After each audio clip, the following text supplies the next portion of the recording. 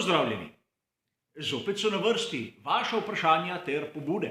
Danes se bomo pogovarjali o primerih, ko je bil svetovni prvak med konstruktorji drugi bolid kot tisti, ki ga je imel na razpolago svetovni prvak med vozniki.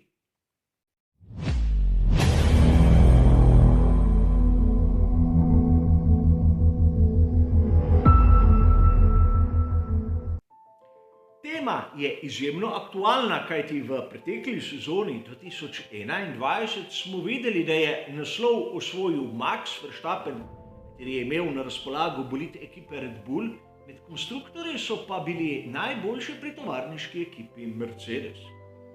Marsikdo izmed vas se bo sedaj vprašal, je potrebno imeti kakšne izredne razmere, da se zgodi ta razlika med obema naslovoma.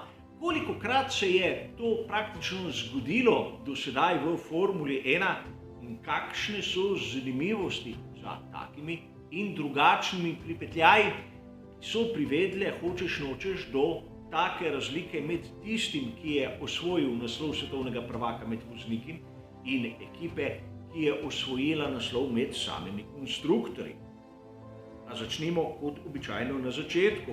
Ugotoviti moramo, kolikokrat se je do sedaj v zgodovini Formule 1 zgodila ta razlika. In to je izjemno enostavno. Potrebno je samo vzeti v roke enciklopedijo, kjer seveda od zadaj ponavadi imamo tako imenovane statistične podatke, in kaj hitro bomo ugotovili, da ta razlika med naslovi voznikov in konstruktorjev niti ni tako redka. V sezoni 2021 se je to zgodilo 11krat in poleg tega si bomo danes ogledali še dve zanimivi izjemi. Najbolj zanimivo pri vsej zgodbi je to, da ta redkost se je najprej zgodila v prvi sezoni, ko so podelili naslov med samimi konstruktorji. Namreč takrat je bil svetovni prvak med konstruktorji Wanwall. Dobro mu je bilo, da leta 1958 je bil svetovni prvak med vozniki Mike Hawthorne s Ferrarijem. Sedaj se moramo spomniti, kaj se je zgodilo v tisti sezoni. Ne smemo mimo dejstva, da pri Ferrariju sta se smrtno ponesrečila tako Musso kot Collins in da tudi Stirling Moss, ki je bil prvi voznik pri ekipi Wanwall, je pomagal svojemu nasprotniku Hawthornu, ko je bil ta diskvalificiran. Na koncu se je izteklo tako, da je Stirling Moss ostal brez naslova svetovnega prvaka in to samo za eno samo točko. Torej vidimo, da že na samem začetku je bilo potrebno kar nekaj izrednih dogodkov, da se je pojavila ta razlika. Če pustimo sezono 1958 pri strani in si ogledamo prvi zanimiv primer, ki ni pripeljal do te razlike, ampak je vreden omembe, je to sezona 1964. Marsikdo izmed vas bo sedaj dejal, leta 1964 je bilo pa vse jasno. Namreč svetovni prvak je bil Sartis in Ferrari prvak med konstruktorji. Ampak takrat v tisti sezoni je še veljalo, da so šteli le določene rezultate, ki jih je voznik osvojil v sezoni. Kolikor bi šteli vse točke, bi takrat bil svetovni prvak Graham Hill, med konstruktorji pa ekipa BRM. Seveda ne gre za razliko, a govorimo o zanimivem primeru, ki se je zgodil v preteklosti. A že naslednji primer, kjer svetovni prvak med vozniki ni bil član ekipe, ki je osvojila naslov med konstruktorji, se je zgodil leta 1973. Leto poprej je slavil Emerson Fittipaldi z Lotusom 72. In v naslednji sezoni se je pričakovalo, da se bo zgodba dobesedno ponovila. A interno rivalstvo med Fittipaldijem in Ronnijem Petersonom je nekako odprlo vrata Jackie Stewartu, da je na koncu osvojil svoj tretji in zadnji naslov svetovnega prvaka. Pri Lotusu so bili nekako udobno svetovni prvaki med konstruktorji. A v naslednji sezoni je Emerson Fittipaldi zapustil Lotus, šel v McLarenu in postal drugič svetovni prvak. Jackie Stewart je po končani sezoni 73 prenehal s Formulo 1 in zanimivo je bilo, da v prvi sezoni, ko so bile številke na bolidih fiksne, so pri Lotusu imeli 1 in 2, čeprav njihovi vozniki niso osvojili naslov. A naslednji primer je verjetno tisti, ki ga navdušenci Formule 1 najbolj dobro poznajo. Govorimo o sezoni 1976, tistem legendarnem boju med Jamesom Huntom ter Nickyjem Laudom. Zopet se je razpetlo vse samo zaradi ene same točke razlike. James Hunt je zmagal, čeprav je imel na razpolago McLarena, medtem ko so pri Ferrariju slovili naslov svetovnih prvakov med konstruktorji. Tu bi rad poudaril nekaj. Vsi dobro vemo, da Niki Lauda v tisti sezoni je doživel grozovito nesrečo na veliki nagradi Nemčije. Zaradi posledic tiste nesreče je izpustil še 2 nadaljnji dirki, torej bil je odsoten na 3. Poleg tega se je ustavil sredi velike nagrade Japonske. Hočeš nočeš, to pomeni 4 dirke z ničlo. Poleg tega je imel še odstope, ampak ne smemo toliko prehvaliti kvalitete Jamesa Hunta, če na koncu izračunamo, da je Hunt zmagal samo s točko naskoka. A seveda, to je dejstvo, ki je dobesedno preslišano v marsikateri razlagi sezone 1976. Če pustimo 70. leta primeru in se malce poženemo v 80. leta, bomo videli, da v tem desetletju ni bilo redko, da svetovni prvak med vozniki ni vozil za tisto ekipo, ki je osvojila naslov med konstruktorji. In začeli bomo že leta 1981. So bili med konstruktorji najboljši pri ekipi Williams, medtem ko je Nelson Piquet z bolidom ekipe Brabham premagal Carlosa Reutemana za samo 1 točko. Zopet ta skorajda minimalna razlika. Tu moramo poudariti, da Carlos Reutemann je imel pri ekipi Williams bore malo podpore. Vsi so bili nekako osredotočeni na Alana Jonesa in na koncu na zadnji dirki, ki je bila tudi zadnja dirka Jonesa v Formule 1, vsaj za tisto obdobje, so Carlosu Reutemannu dobesedno posvetili premalo pozornosti. Reutemann osebnostno ni bil tako močan in Nelson Piquet je izkoristil priložnost in postal prvič svetovni prvak.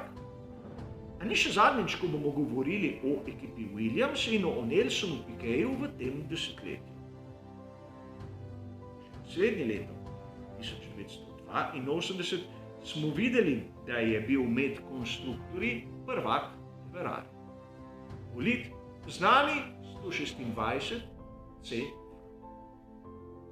A tu je treba poudariti, da pri Ferrariju so tokom te sezone izgubili 2 voznika, Gilesa Villeneuva in Didierja Pironnija. Zmagal je Keke Rosberg, singularno samo z 1 samo zmago. Isti rezultat je dosegel Mike Hawthorn leta 1958, namreč svetovni prvak z 1 samo zmago. A treba je poudariti tu nekaj. Komaj na koncu sezone je Keke Rosberg prehitel Didierja Pironnija, čeprav je bil ta tako poškodovan, da zadnjih dirk ni odpeljal, in Williams v sezoni 1982 je bil, verjeli ali ne, komaj 4. med konstruktorji. In to lahko vidimo črno na belem. To To desetletje nam je prineslo še marsikatero presenečenje. Najbolj čudna situacija se je zgodila leto zatem, leta 1983, ko je bil svetovni prvak zopet Nelson Piquet, ki je naslov osvojil zopet na zadnji dirki.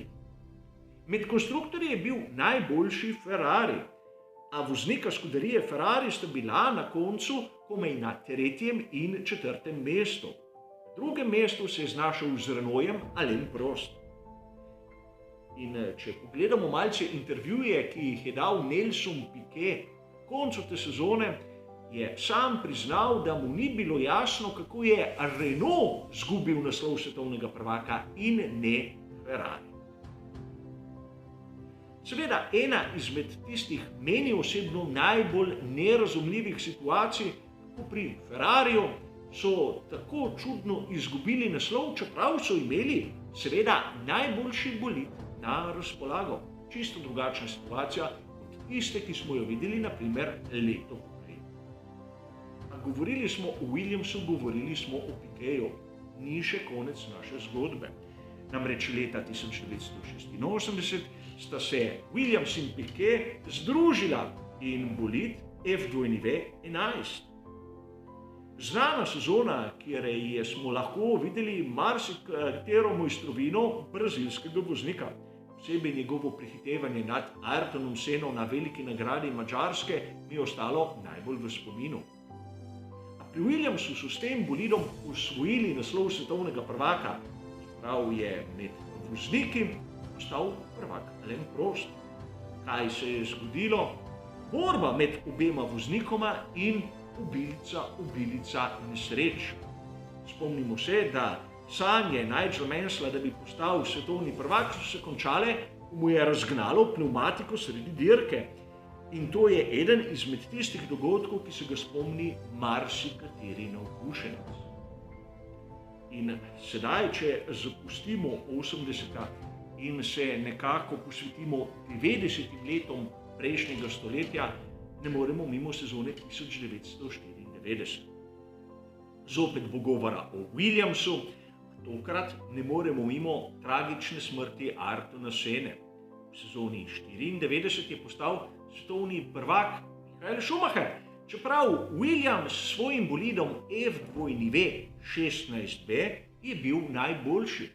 Na začetku sezone v prvih dirkah so imeli model 16, ki je imel prirojene napake. Šele v drugi polovici sezone so pokazali svojo tehnično premoč. In zopet vidimo, da tragični dogodki, zunanji dejavniki so vplivali tudi na ta razpored. Michael Schumacher v teh čudnih zgodbah se pojavlja tudi leta 1999. Namreč, takrat so bili pri Ferrariju svetovni prvaki med konstruktorji, medtem ko je Mika Häkkinen osvojil svoj drugi naslov svetovnega prvaka. Kaj se je pravzaprav zgodilo v tisti priložnosti? Zgleda, da zaradi poškodb Michaela Schumacherja, ki si je na dirki zlomil nogo, pri Ferrariju niso nekako hoteli, da bi Eddie Irvine postal prvak med vozniki, kajti tako bi tisto ravnotežje znotraj ekipe bilo dobesedno porušeno. Vsaj taka je moja interpretacija. Čeprav bi lahko videli v marsikateri drugi ekipi, da bi se obnašali drugače, pri Ferrariju do takrat drugemu vozniku niso dali tiste prave podpore. Lahko bi rekli, da podobna zgodba, kot smo jo videli leta 1981 pri Williamsu. In kolikor se preselimo v novo tisočletje, moramo prvo paziti tisto, kar se je zgodilo leta 2007. In to je druga izmed dveh izjem, ki sem vam omenil. Mnogi izmed vas boste sedaj dejali, saj je zopet bilo vse jasno, zmagal je Kimi Räikkönen s Ferrarijem, Ferrari je bil tudi prvak med konstruktorji. Seveda, Ferrari je bil prvak med konstruktorji, ampak šele na to, ko so McLarenu pobrali vse točke na tej lestvici zaradi znane afere Spygate. Namreč točko za Kimijem Räikkönenom sta bila tako Lewis Hamilton kot Fernando Alonso In ukolikor bi obveljalo tisto, kar so dosegli na progi, Ferrari še zdaleč ne bi bil svetovni prvak med konstruktorji. Podobna, ampak obratna situacija se je zgodila le leto zatem, leta 2008. Namreč Ferrari je bil premočno najboljši med konstruktorji, medtem ko je svetovni prvak zopet za točko postal Lewis Hamilton. In tu bi lahko iskali marsikateri izgovor. Namreč vse se je odvilo dokaj dramatično na zadnji dirki, ampak videli smo, da Felipe Massa dobesedno ni imel pravega karakterja, da bi osvojil poželjen naslov. Drugače si situacije ne znamo razložiti, namreč ponavadi dobre voznike do šampionov ločijo prav take malenkosti, kot je imenovan pijavski nagon, in tega nažalost Felipe ni imel. Kimi Räikkönen je seveda bil v vlogi drugega voznika in verjetno je premalo pomoči prispeval svojemu moštvenemu kolegu, zato je v naslednjih sezonah pač malce počival ter vozil reli. In seveda prišli smo do zadnjega primera, ki sem ga omenil na začetku sezone 2021. Kjer ni bila še zapisana zadnja beseda, ampak vsi mi navdušenci se lahko strinjamo z dejstvom, da na zadnji dirki v sezoni direktor dirke ni dobesedno upošteval pravil, ki so zapisana v športnem pravilniku.